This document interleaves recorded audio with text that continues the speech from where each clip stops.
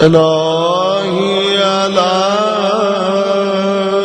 فلاهي لا.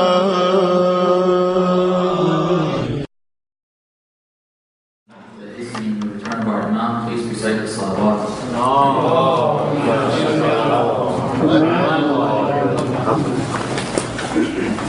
Over the course of this month that we've been here, we've tried to go over concepts that would be benefiting us and helping us to reach the goal that Allah subhanahu wa ta'ala has underlined for the fast in this month, the fast of the month of Ramadan, which He has said is لَعَلَّكُمْ تَتَّقُونَ, in order that we become pious, we become God-wearing, we implement the commands, the orders, the teachings of Allah subhanahu wa ta'ala such that we do not disobey Him at all, we don't commit any sins.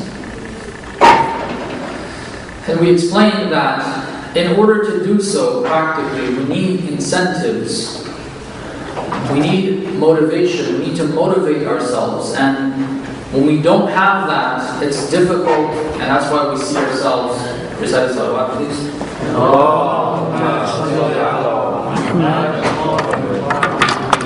We see ourselves, although we know many of these sins, we know how Allah subhanahu wa ta'ala dislikes them, yet we still commit sins. So we said one of those incentives was fear, according to the narration of Amir al-Mu'minin salamullah alayhi. That's the first step. We need to get that fear strong in our hearts in order to avoid sin, because they tell us, I haven't mentioned this, but let me say it tonight, that they say that the first step of getting closer to Allah subhanahu wa ta'ala in the wajibat and muharramat themselves. We know the first step in getting closer to Allah subhanahu wa ta'ala, we said in previous nights, we've quoted ulama, ahadith, verses, plenty of them, that we need to become muttaqi, taqwa. Taqwa is two things: doing the wajibat, fulfilling the obligations, taking care of those obligations, making sure we perform our prayer, our fasting, our hajj, khums, if zakat applies to it, any other obligation that we may have, fulfilling that. And then the other half of it is to avoid sins, things that are considered haram, things that we've been forbidden from, we've got to avoid. These two together are taqwa. However, they say the most important part, the first step amongst those two, is to be able to avoid the sin, the muharramat, avoiding that. Wara' has been mentioned first. Then making sure that we do the obligations, and then we can move forward from there. So in order to do that, fear is one of the most important elements, incentives that causes us to avoid sin. And we said there's a number of things that have been mentioned in our ahadith, in the verses of the Holy Quran, to try to create that in us. One of them was regarding death itself. Remembrance of death. Remembering that we're not here forever. Remembering that this life is going to come to an end.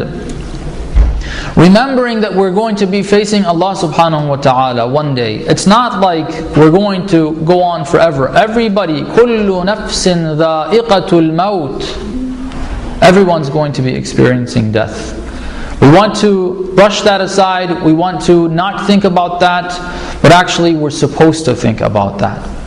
Now, the effect of sin on death has got multiple dimensions. One of them is in regards to the time of death. The time of how we're going to die is one thing. When we are going to die, there's a certain lifespan that we're not going to live beyond that.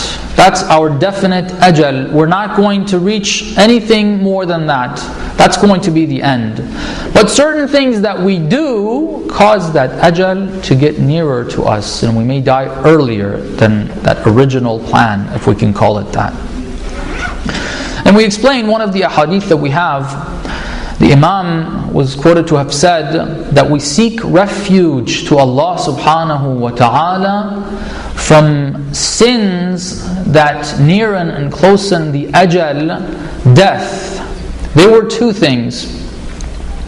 One was qati'atul rahim, or qat'ur rahim, to cut off ties with family members, people that are related to us through blood, our siblings, our parents, our uncles and aunts, our cousins. There is a certain relationship that we need to have. We tried to expand on that, and we said that we shouldn't go on any extremes either. The second one that we found there in that hadith, which we wanted to expand on a bit more tonight, or today I shall say, is it said uquq, al-uquq. Uquq is, it deals with, it has to do, because we want to expand on this, try to understand this a bit. It's mentioned in the context of our responsibilities towards our parents. You want to call it disrespect for now? Not fulfilling their rights. Let's just keep that simple. We're going to expand on it, what that exactly means, because there's misunderstandings on that.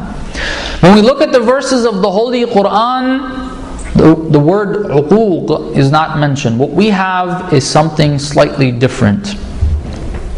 The words that are used after mentioning and emphasizing the importance of tawheed, the importance of belief in Allah subhanahu wa ta'ala, and not believing in any other deity, it says وَبِالْوَالِدَيْنِ إِحْسَانًا. Being kind, showing kindness to the parents is an oath taken from the believers. That's how important it is. Another set of verses that we have forbid us from disrespect. One of them says, وَلَا تَقُلْ لَهُمَا أُفٍّ. Do not say the word uff to them. What does that mean? As a person, as a human being, you want to try to do your own things, right? Especially when we're youth, in our teenage years maybe, or maybe even afterwards. You like to do things the way you want. You like to spend your time the way you like. We are all like that. Now, sometimes people tell us to do things, or they request us to do things. Now, if a person is one that we have a lot of respect for, we like them, we care for them, alright?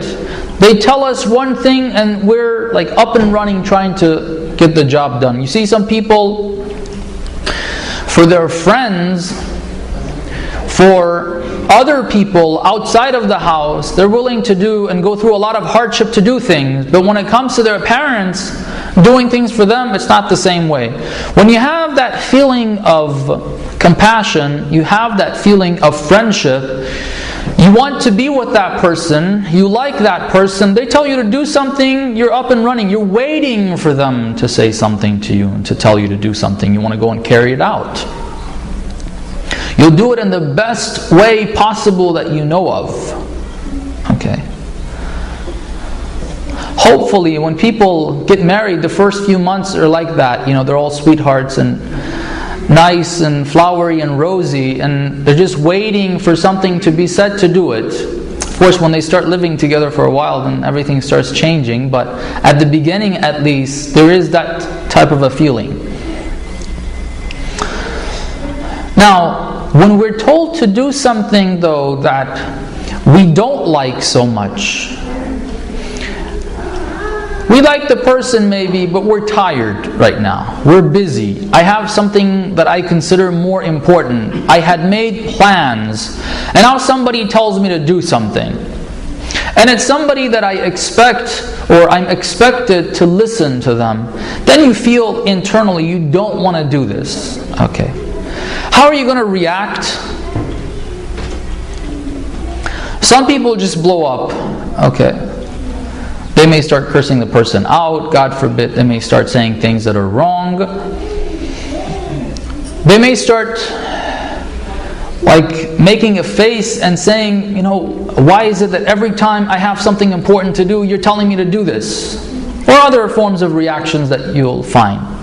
The very, very, very least that one can say, alright, the very least, if they tell them to do something that would be considered disrespectful, is to make a face and just say, that's the least that you would say, and then continue doing and go on and do actually what they asked you. Or maybe explain to them why you can't do it. But the very least that can come out of your mouth that would be disrespectful is just a sound. That oof is that. Okay. Oof is the least expression of dissatisfaction with something that they have said. This is what the verse says. Brothers and sisters, the amount of emphasis that we have in our ahadith in regards to respect for our parents, it is enormous. Our fathers, our mothers, while they're alive, sometimes when you start talking about them, I know a lot of people say, we wish we could have our parents alive again so we can be kind to them. We've lost that opportunity. Don't allow this opportunity to leave you. Don't allow Allah subhanahu wa ta'ala to take this opportunity away from you. Respect of, I'm going to be talking about uqooq, disrespect, but let me first emphasize the idea of respect itself, the blessings that come from respecting our parents. When you do something that would make your mother or your father smile and feel satisfied with you, you know how much rewards that has? Forget about the hereafter, right here, in this world. If you ever come through hardship, you're going through hardship, it's difficult, you have certain requests, you pray, it's not coming through. You know one of the best tawassulat can be? Go to your parents, especially your mother, because we have a hadith. One of the companions came to the Imam, to the Ma'soom, and asked, who should I respect? The Imam said, your mother. He said, okay, then who should I respect? The Imam said, your mother. A third time, who should I respect? After that, your mother. And then the fourth time, he said, your father. Alright. Mothers deserve a lot more respect.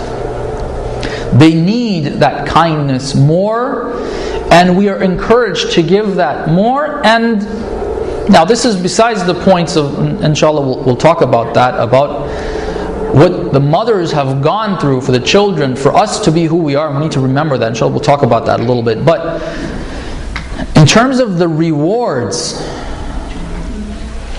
if you go and do something that you know your mother or father likes, without them saying it, just go do it for them. If you're looking for tawassul, we go do ziyarat ashura, you do dua tawassul, you do all of that.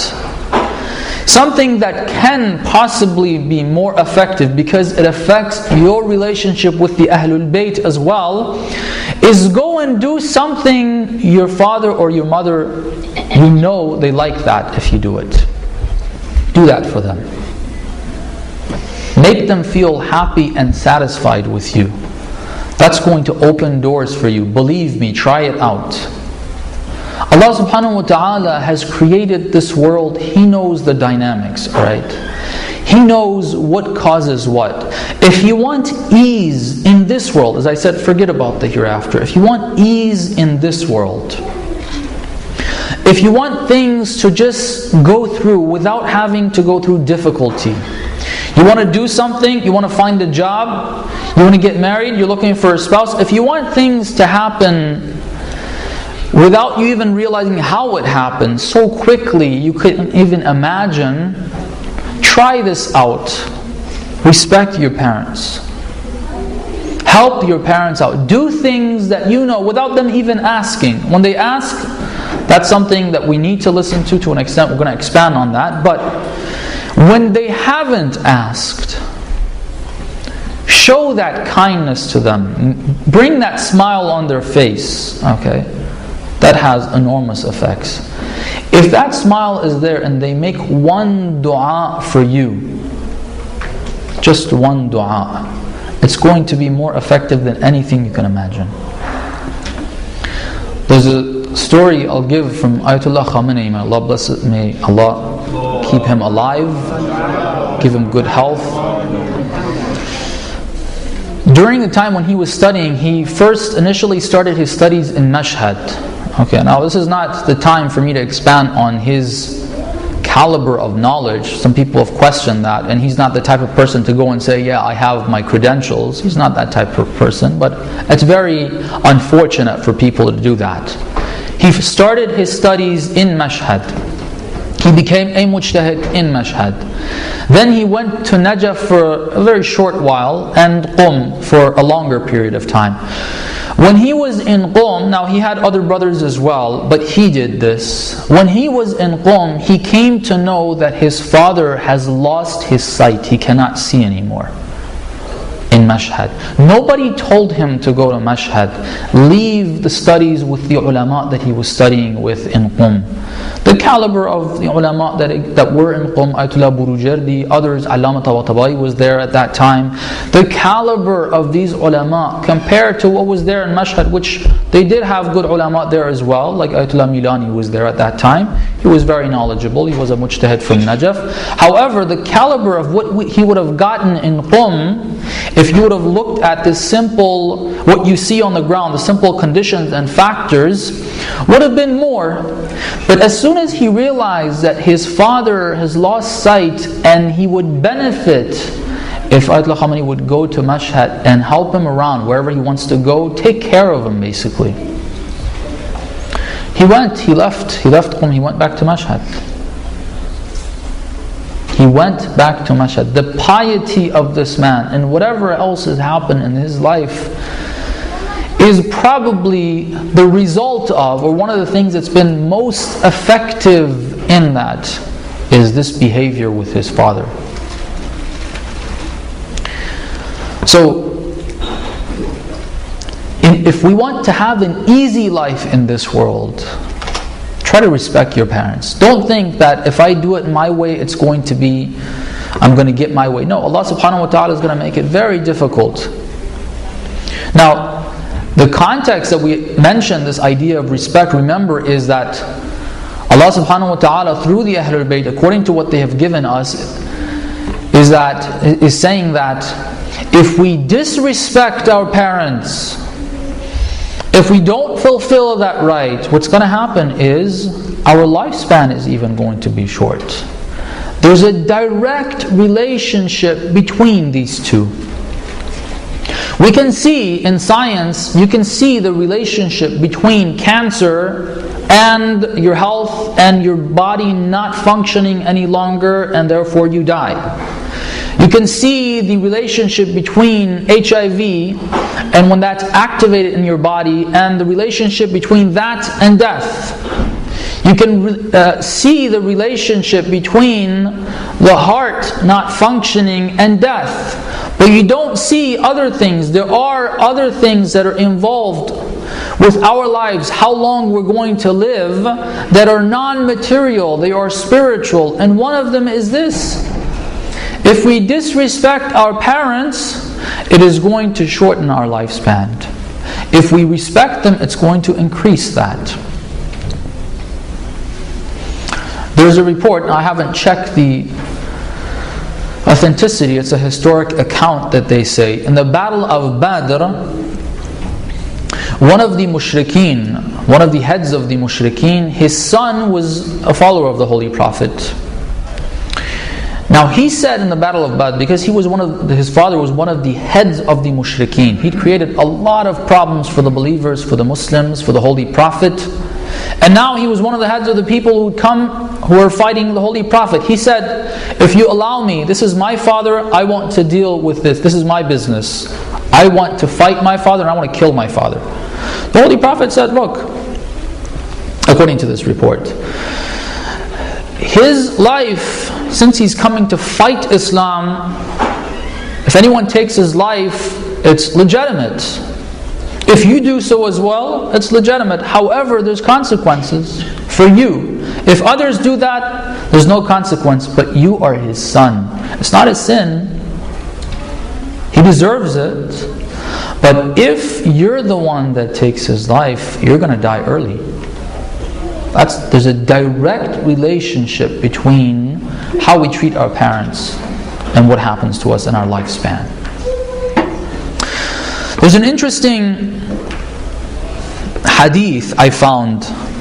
I was looking through the ahadith and trying to figure out which one to read to you. There's a very nice hadith. We have a book called Ilalu Shara'i'. Shara'i' is the plural of Shari'ah. Okay.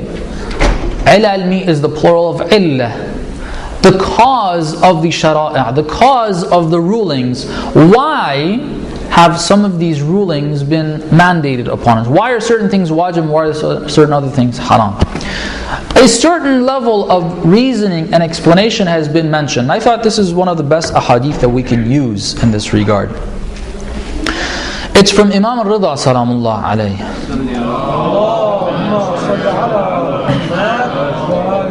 And it's a letter. Somebody had asked him, Muhammad ibn Sinan, according to this report, is quoting this. And he says that the Imam wrote in that letter that Harramallah, there's a list of things. One of them is Harramallahu uquq al-walidain lima fihi min al-khuruj min al-tawfiq li ta'atillah. For those who are looking for spirituality, for those who are looking for reasons why they're not able to get closer to Allah. Every time you want to do something, you find obstacles on the way. It says, uquq al-walidain, disrespect of the parents has been made haram because of the problems that are in it. What is it? The first effect, lima fihi min al-khuruj min al-tawfiq li ta'atillah, because it removes the tawfiq to be able to worship Allah subhanahu wa ta'ala. Being able to worship God needs Allah subhanahu wa ta'ala to provide you with that blessing. You can't just decide to do it and it happens. You can't. You want to avoid sin? All these obstacles you find, all of a sudden you didn't even do, it's not under your control. You saw something at school that's it, It's going to make life very difficult. I cannot commit sin, but it's very difficult. But sometimes, for some people, it's very easy. They don't have some of the obstacles in their way. Well, that itself depends on what we do. It says, uquq al-walidain. And try to start early with this. Disrespect of the parents, even before ubaligh. There's a direct relationship. It's going to cause you, even when you want to worship Allah subhanahu wa ta'ala, it's not going to be easy for you. There's going to be obstacles. You want to remove those obstacles? Be kind to your parents. If you're not able to wake up for the night prayer, go and check your relationship with your parents. Go and try to satisfy them, try to help them out a little more. Try to be kind to them more often. If you want to feel more spiritual, well, that's the way to do it. You got to start there. You can't expect to deal with your parents however way you wish and then be spiritual. No, it's not doable. وَالتَّوْقِيرُ لِلْوَالِدَيْنِ, because this causes you not to give the dignity that and the respect that the parents have for you. I will skip that one because of the shortage of time. There's a couple more of them that I want to explain. وَتَجَنُّبِ كُفْرِ النِّعْمَةِ وَإِبْطَالِ الشُّكْرِ, because disrespecting the parents is being unthankful to Allah subhanahu wa ta'ala and to those who've been the means through which Allah subhanahu wa ta'ala has provided us with blessings. All of us, now many of us here are already parents, people that are in the older generation. I myself am a parent. Many of us are not parents. You're not going to understand certain things about your relationship with your parents until you yourself are a parent. You experience that. You know how much difficulty our parents have gone through for us?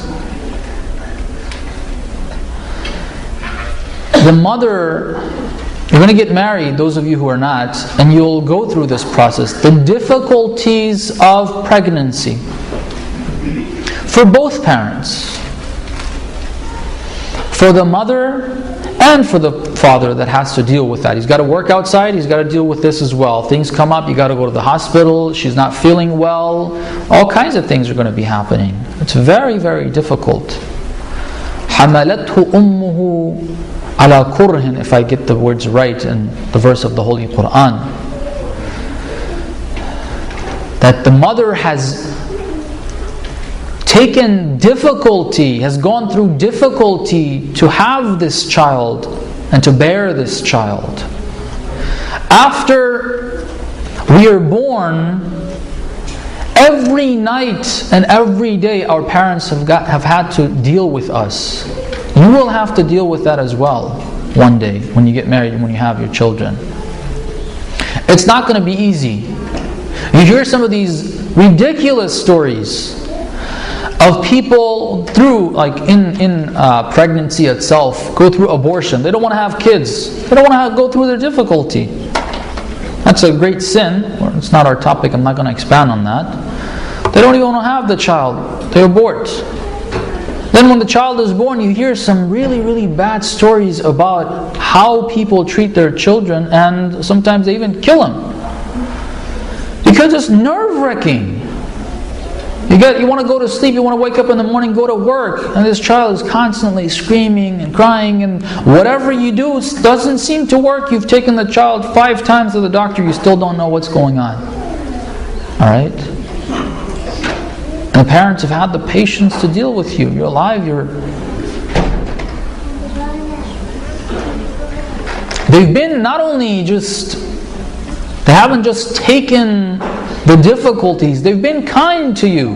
After all the trouble that you gave your mother, then when you smiled, that just brought a big smile on your mother's face. Okay. And they did what they did for us. When you were growing up, when we were growing up, when you start growing up, you start understanding more, alright? Then you start disobeying more. When we're children, you're only like 4 or 5. How many times, like parents understand this. I have a child that's 6 years old. Okay. I know what it is to deal with the child. Because we also have restrictions. I want to talk about that as well. Parents have got restrictions. You want to get them to do something that's right for them? They don't want to listen. They want to stay up until 12 o'clock midnight. You want to get them to sleep. What are you going to do with that? They don't want to listen. Get in your room. They don't want to listen. Okay. Parents have had to deal with this every day and every night. And now we're 12, 13, 14, in our late teens. What we think of our parents is not that way. We don't see them as people that are caring for us a lot of times. We see them as people that are keeping us from having fun. No, they're always trying to do what they think is best for you. Shukrun ni'mah. Just think of all that hardship think of all the hardship that your parents have gone through, and when you disrespect them. How many times you've cried and you've whined for ice cream and they've given it to you. And now they're telling you to do something and you're throwing a fit and you don't want to do it. They end up getting up and doing it. They're cleaning up your mess. Brothers and sisters, we've got to realize, become a little more, grow up a bit more, become a little more mature regarding that. Remind ourselves of that. So I'll leave the rest of that hadith. There's a lot of interesting other points that we have there. Remember all the hardship, and don't let it reach an age where you don't have the ability to respect them any longer. Okay. When you become a parent, your parents are going to be old. God forbid if we don't even realize it at that time. Some of us, unfortunately, the guy has his own children and his parents say something to him, and thinking that they are protecting their family and their own children, they disrespect their parents. And only when the parents leave this world, they die, they come and ask us, Maulana, what can we do to bless the soul of our parents? They feel guilty inside. Don't let that happen to you. Try to change your behavior with your parents. Now, I only have 5 minutes, or a little less than that. I wanted to spend more time on this part of my talk. Let's see how much we can get done.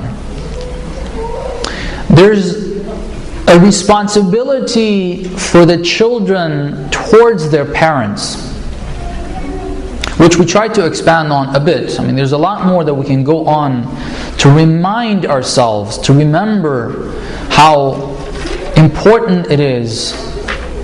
We should feel guilty if we treat our parents, mistreat them, if we treat them badly. But that responsibility on our shoulders, which is a right that the parents have on us, right and responsibility, when we're talking about two people, if we have a responsibility towards that person, the flip side of that is that they will have a right over us. But I want to say, for parents and parents-to-be, this part of it is for the parents and for parents-to-be. Don't forget this when you grow up and you become a parent. And you have a child that's your age right now. Remember what you're going through right now? The rights that parents have over their children has got limits and boundaries. We're told the responsibility is to respect parents. It is not to obey them. Okay, there's a difference here. And I want to make that distinction clear for the parents. And children, don't listen to this to go and tell your dad or your mom, oh, you're not supposed to do this, or I can do this, or what. Listen to this as a future parent, how you're going to deal with your child. Okay. That responsibility that a child has towards their parents is limited to a certain extent. They have got to respect, not obey. Alright? It doesn't become wajib for them to be obedient. Let me give a simple example that we talked about. My parent tells me, or I tell my child, let me give the flip side of that. I tell my child to do something. It's not wajib on them to do it. If they can do it and they do it, it's great for them. It's a blessing. If they don't do it and they bring an excuse for it, if that excuse is a legitimate one, they're not trying to disrespect me, and the words that they use are not disrespectful, they didn't commit any sin. Overall, don't expect obedience from your children, because they don't have that responsibility towards you.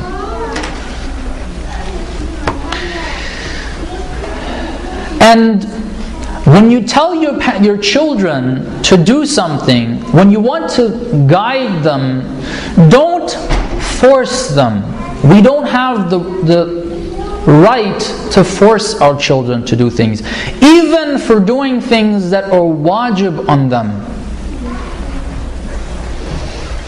Things that God has said are wajib. We're talking about, look, we've said this before, our outlook on things should always be from the perspective of what is Allah subhanahu wa ta'ala telling us, who's got rights over us, who we have responsibilities towards. Not the way we feel about it, not the way culture dictates. Look at it the way Allah subhanahu wa ta'ala has outlined our relationship. Even where He has said something is wajib, an obligation, I don't have the right to physically force my child to do that. For prayers, for example, Imam Khomeini never, because of the ahadith, never woke his children up for prayer unless they asked for it. Or unless, there's another case, that they've become so negligent of it, so disrespectful, one can say, towards prayer. They don't even have any, they don't plan to wake up for Fajr time, and that's become a habit, that's when we need to get onto them a bit. But again, physically forcing them. If you try to wake them up a few times, they don't wake up, or they wake up, they don't pray. Well, don't leave that for that day. Don't keep on insisting, getting them up and getting them to start crying because you want to make them pray and they don't want to pray. Don't do that. And God forbid if we use the hand on them or anything else. That's a sin. That is a sin. If it's done intentionally. One of the daughters of Imam Khomeini, this will be the last thing, we're going to have to continue this topic because it's important tomorrow night, inshallah. One of Imam Khomeini's daughters narrates this, that her older daughter had done something that Imam Khomeini had told her not to. She had gone over the house, and she was pretty young. She was, I think, 9 years old. She was baligh, obviously. And they had a son that was 12 years old. And they weren't going to have any type of interaction, maybe even, when they went there. But he had told her not to go over their house any longer, now that she's baligh. And she had gone. And when she came back, when Imam Khomeini got to know about this, he really got on to her, and as to why she had done that. Apparently, he had something in his hand that he didn't use it on his daughter at all, but somehow it broke and it hit the foot or the leg of this daughter of his. He didn't even notice that. The younger daughter got to know that she has been bruised because of that. It wasn't intentionally done, but it was through something that Imam Khomeini had done. He didn't even know it hit her. When she told Imam Khomeini that night, he checked it. It was somewhere on her, maybe on her shanks somewhere. And it doesn't explain where exactly it was. Imam Khomeini saw it and was like, okay, there's a diya that he has to pay. And he paid that diya. There's certain blood money, a certain amount of gold that he had to pay her for that. We can't do whatever we wish with the parents. I'd like to continue with that, inshallah, in the following us. We ask Allah subhanahu wa ta'ala to open our eyes to the teachings of the religion and to be able to, inshallah, then practice them. Wassalamu alaikum wa rahmatullah. To reach anything more than that, that's going to be the end. But certain things that we do cause that ajal to get nearer to us, and we may die earlier than that original plan, if we can call it that. And we explained one of the ahadith that we have. The Imam was quoted to have said that we seek refuge to Allah subhanahu wa ta'ala from sins that nearen and closen the ajal, death. There were two things. One was qati'atul rahim, or qat'ur rahim, to cut off ties with family members, people that are related to us through blood, our siblings, our parents, our uncles and aunts, our cousins. There is a certain relationship that we need to have. We tried to expand on that, and we said that we shouldn't go on any extremes either. The second one that we found there in that hadith, which we wanted to expand on a bit more tonight, or today I shall say, is it said uquq, al-uquq. Uquq is, it deals with, it has to do, because we want to expand on this, try to understand this a bit. It's mentioned in the context of our responsibility, the sin, the muharramat, avoiding that. Wara' has been mentioned first. Then making sure that we do the obligations, and then we can move forward from there. So in order to do that, fear is one of the most important elements, incentives that causes us to avoid sin. And we said there's a number of things that have been mentioned in our ahadith and the verses of the Holy Quran to try to create that in us. One of them is regarding death itself. Remembrance of death, remembering that we're not here forever, remembering that this life is going to come to an end. remembering that we're going to be facing Allah subhanahu wa ta'ala one day. It's not like we're going to go on forever. Everybody, كُلُّ نَفْسٍ ذَائِقَةُ الْمَوْتِ, everyone's going to be experiencing death. We want to brush that aside. We want to not think about that, but actually we're supposed to think about that. Now, the effect of sin on death has got multiple dimensions. One of them is in regards to the time of death. The time of how we're going to die is one thing. When we are going to die, there's a certain lifespan that we're not going to live beyond that. That's our definite ajal. We're not going to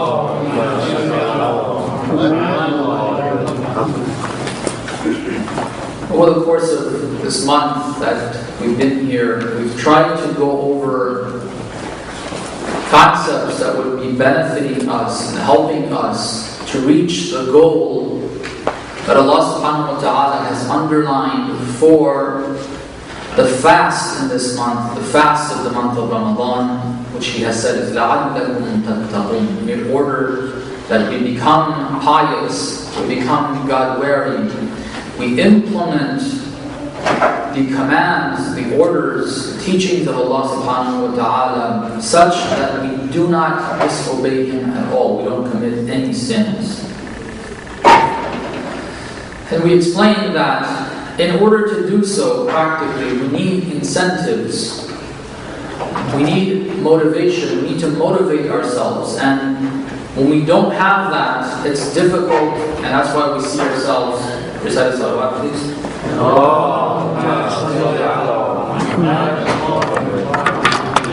We see ourselves, although we know many of these sins, we know how Allah subhanahu wa ta'ala dislikes them, yet we still commit sins.